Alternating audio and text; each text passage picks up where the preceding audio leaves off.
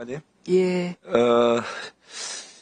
이번에 양곡관리법하고 농안법이 지난 정부 때는 이게 제2요구됐던 법안들 아닙니까? 그렇습니다. 근데 이번에 이제 보완이 돼서 이제 농해수위에서 합의가 돼서 이제 올라왔는데 당초에 어쨌든 이 기존의 방식대로 하게 될 경우에 이제 의무 매입을 위한 막대한 재정 우려가 됐는데 그것을 앞으로 양곡수급관리위원회를 또 가동하고 또 이런 농안법 관련해서도 수급조절위원회를 가동을 해서 이제는 좀 재정 부담을 최소화하겠다고 했는데 네. 그게 어떤 식으로 어떻게 이거를 개선하겠다는 거예요? 기존에도 이 의원회는 있었지만 네. 실제 이렇게 제대로 된 수급 관리가 네. 안 됐기 때문에 이런 문제들이 생겼는데 어떻게 이걸 그러니까 이제 수급조절위원회를 개선하겠다는 거예요? 통해서요, 선제적으로 좀 계획을 먼저 수립하겠다는 겁니다. 그러니까 그 품목별로 재배 면적 관리를 하고요. 그 다음에 또 뭐 조금 전에 조배수 의원님 말씀 드린 것처럼 재해에 취약한 품목들이 있으니까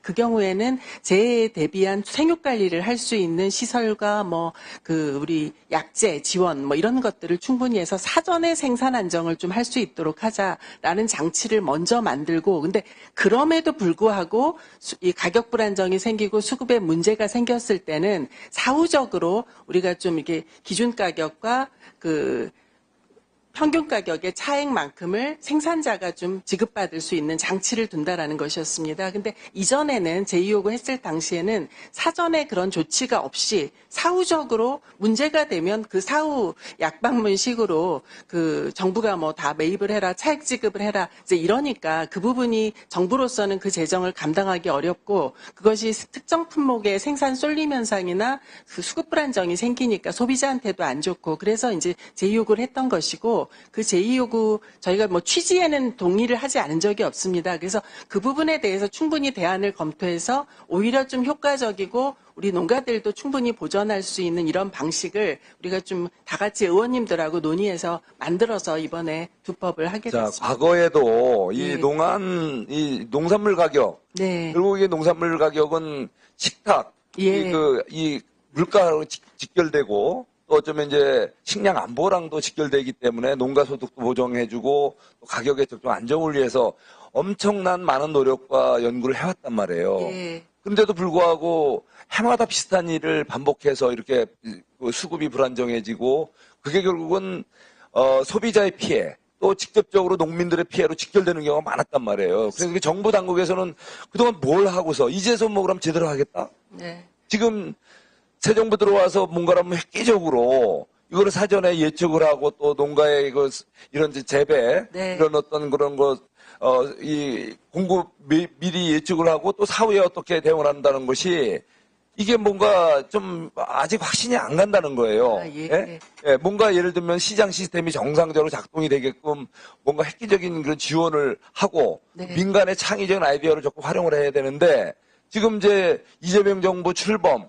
지금 이제 2달이 돼가는데 지금 보면은 기업의 창의적인 아이디어와 민간의 이런 어떤 활력을 활용하기보다는 정부가 뭔가 다 개입해서 다 할 것 같이 얘기는 하는데 지금도 말씀한 거 봐서는 뭐 양국 수급관리위원회와 또 수급조절위원회를 잘 하면 다 할 수 있다라고 말은 해요.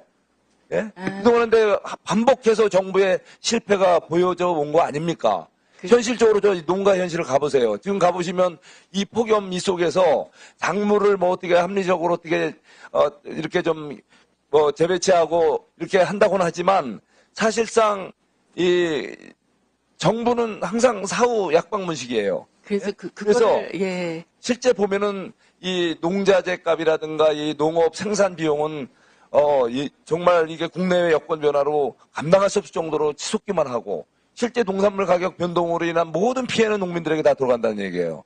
그 중에서도 하나 또 우리 외국인 노동자들, 예. 우리가 이제 현실적으로 노동 힘든 이 농업 현장에는 외국인 노동자에 많이 의존하는데 가장 큰 부담이 인건비란 말이에요. 예. 근데 인건비를 억지로 이렇게 최저 임금을 외국인에도 적용을 해서 높여놓다 보니까 이분들이 감당이 안 돼요. 그러니까 결국 농수산물 가격 불안으로 인한 모든 책임은 결국 우리 대한민국의 농업인들이 다 지고 있다는 거죠. 결국은 꽃감 빼먹듯이 농자재 수급업자들은 다 가져가고 또 외국인 노동자들 다 가지고 나면 농민들이 매년 손실로 귀결된다는 거예요. 이거에 대한 근본적인 대책을 만들어 달라는 얘기. 네, 의원님 지금 말씀 주신 것처럼 그런 측면이 너무 강했습니다. 그래서 저희가 지금 좀 전에도 말씀드린 것처럼 가령 농안법에 그 사후 약방문식으로 나중에 어떻게 하는 게 아니라 사전적으로 생산 안정을 하자라는 이야기를 했던 게 뭐냐면 대표적으로 그런 겁니다, 의원님. 그 배추밭 가시면 여름에는 저온 필름 깔거든요. 근데 저온 필름이 최근에 개발된 거는 온도를 4도 정도 낮출 수 있는 저온 필름이 있습니다. 근데 이거를 깔려면 기존의 비닐에 비해서 비용은 3배가 더 듭니다. 우리 농가들이 할 수가 없는 거예요. 근데 이 부분을 좀 먼저 사전에 도와주고 그렇게 사전 조치를 한 다음에 근데 그럼에도 불구하고 수급에 문제가 생기는 경우에는 정부가 어떻게 하는 이런 조치를 해야지 사전에 그런 일은 없이 사후적으로만 그동안은 계속 이야기를 했기 때문에 그게 패착이 있었다. 그래서 이번 양국법과 농안법 계기로 좀 우리가 사전으로 좀 넘어가자. 사전에 먼저 관리를 충분히 하고 그래도 안 됐을 경우에는 정부가 우리 농업인들의 그 생산비라든가 이런 것들을 충분히 그 만회하도록 도와드릴 수 있도록 그렇게 하자라는 취지입니다. 네, 맞습니다. 맞습니다. 예, 예, 예, 예, 의원님들께 도와주시면 저희들이 최대한 그렇게 하겠습니다. 예, 고맙습니다. 더 이상 토론하실 의원님이 안 계시면